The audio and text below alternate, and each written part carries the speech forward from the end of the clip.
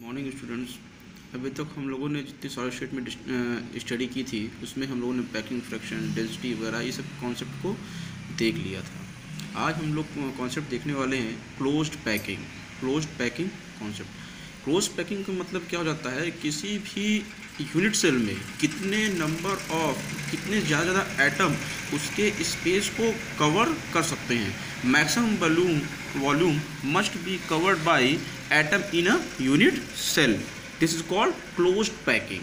Maximum volume must be covered by atom in unit cell. This is called closed packing. ठीक, मतलब जितने ज़्यादा atom किसी भी यूनिट सेल में आ सकते हैं वो उसका उतना ही स्थान स्पेस कवर कर लेंगे। और वही क्लोज पैकिंग हो, क्योंकि एटम आपस में सब एक दूसरे के बहुत ही पास रहेंगे, एक दूसरे से सटे हुए रहेंगे, मैक्सिमम स्पेस को कवर कर लेंगे।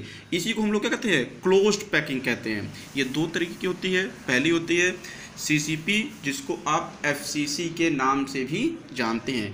बोथ आर सिमिलर, दोनों क्या होते हैं, सिमिलर होते हैं। FCC में आप जानते हैं face centred cubic unit cell होता है। CCP का मतलब था क्यूबिकल क्लोज्ड पैकिंग। ओके, और इसका पैकिंग फ्रैक्शन किसी भी यूनिट सेल में मैक्सिमम पैकिंग फ्रैक्शन 0.74 या 74% से ज़्यादा नहीं हो सकता। मैक्सिमम जो भी एटम उसमें अरेंज सकते हैं वो 74% से ज़्यादा स्पेस को कवर नहीं कर सकते। इसीलिए इनका पैकिंग फ्रैक्शन कितना है, 74 है, 0.74 है और 74%। और कोऑर्डिनेशन नंबर आप जानते हैं FCC का होता है 12, मीन्स इसके एक एटम को टच करते हुए 12 एटम रहते हैं। ओके, नाउ FCC के बाद आपके पास ये आता है, दूसरा है HCP, हेक्सागोनल क्लोज्ड पैकिंग। इसमें भी पैकिंग फ्रैक्शन एज यूजुअल 0.74 या 74%, और कोऑर्डिनेशन नंबर कितना होगा आपका, 12 हो जाता है।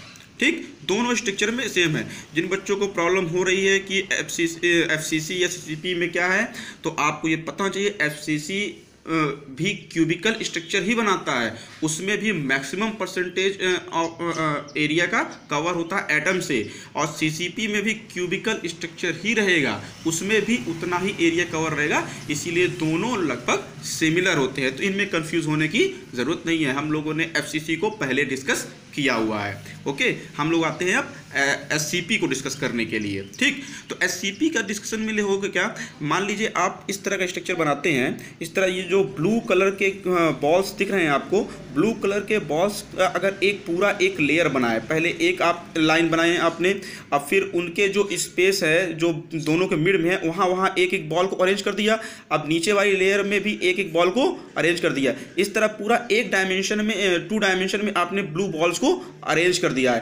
अब आप अगर देखिए तो इन ब्लू बॉल्स के बीच में ये देखिए, यहाँ पर ये देखिए ये स्पेस खाली है, यहाँ पर ये स्पेस खाली है, ट्रायंगुलर स्पेस खाली है। ये देखिए ये ट्रायंगुलर स्पेस खाली है।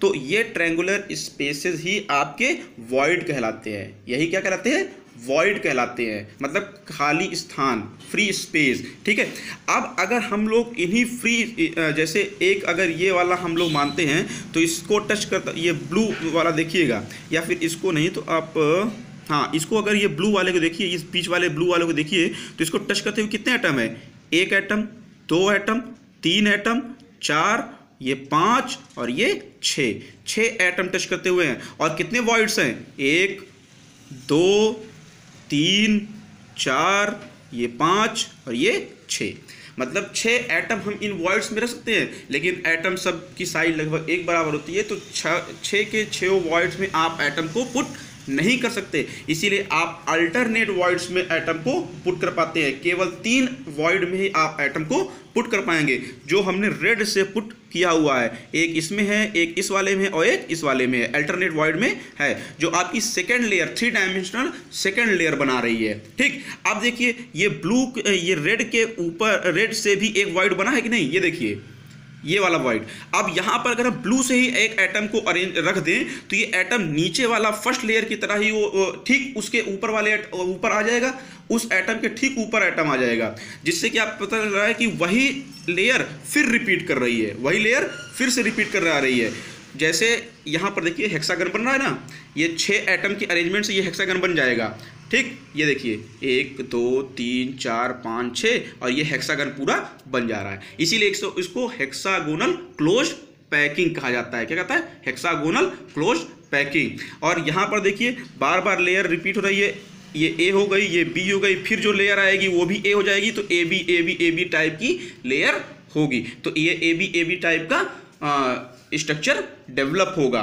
ओके, अब इसको पूरी तरह स्ट्रक्चर में हम लोग अगर देखें तो ये हमारे पास पूरा स्ट्रक्चर हेक्सागोनल का इस तरह बनता है। ये देखिए 6 एटम, यहाँ पर भी 6 एटम, ये बीच में जो वाइड आपका जो फेसेस होते हैं, सब फेसेस में एक बराबर नहीं आ पाएंगे, तो इसलिए केवल 3 एटम अंदर रहेंगे, 3 एटम अंदर रहेंगे। ये पूरा आपका हेक्सागोनल क्लोज पैकिंग बना हुआ है, हेक्सागोनल क्लोज पैकिंग बना हुआ है। ठीक, तो अब ये देखिए इस एटम, अब SCP है, कोऑर्डिनेशन नंबर आपको पता है 12 होगा।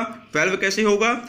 इसको टच करते, इस एटम को अगर हम लें तो इसको टच करते हुए 6 एटम ये हो गए, 3 एटम ये हो गए, और यही स्ट्रक्चर यहाँ पर रिपीट करेगा ऊपर, तो 3 ये हो गए, 6 ये हो गए और 3 ऊपर वाले एटम हो गए। तो आपको कितने एटम हो गए टोटल? 12, 3 6 और 3 मीन्स 6, 3 + 3 ऊपर वाले एटम जो इस टाइप का स्ट्रक्चर ऊपर बना होगा उसका आपका 3 हो जाएगा। मतलब total number of coordination number क्या हो जाएगा? 12। इस एटम को 12 डिफरेंट एटम टच करते हुए रहेंगे, इसीलिए इसका पैकिंग, इसका कोऑर्डिनेशन नंबर क्या हो जाएगा? 12। अब कितने टोटल नंबर ऑफ एटम इस क्लोज पैकिंग में आपके आएंगे? हम लोग FCC में पढ़ रखे हैं 4 आते हैं, CCP में कितने आएंगे? 4 आएंगे, लेकिन HCP में नंबर ऑफ एटम्स आपके होंगे 6। नंबर ऑफ एटम कितने होंगे? 6। आइए देखते हैं, ये तीनों एटम कंप्लीटली इस स्ट्रक्चर के अंदर होते हैं, इसलिए इनका कंट्रीब्यूशन 100% होगा, इनका कंट्रीब्यूशन 100% होगा।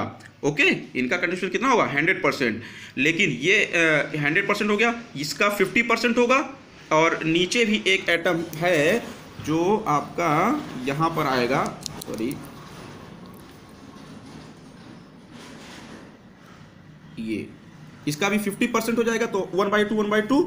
अब और इनका सभी का होगा 1/6। तो ये कितने हैं टोटल? 6 ये हैं, 6 ये हैं, तो 12 हो गए। तो 12 का 1/6 2 एटम, और टोटल जब आप इसको जब आप कैलकुलेट करेंगे तो आपका आएगा 6 एटम।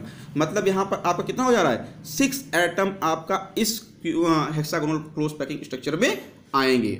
Okay, thank you.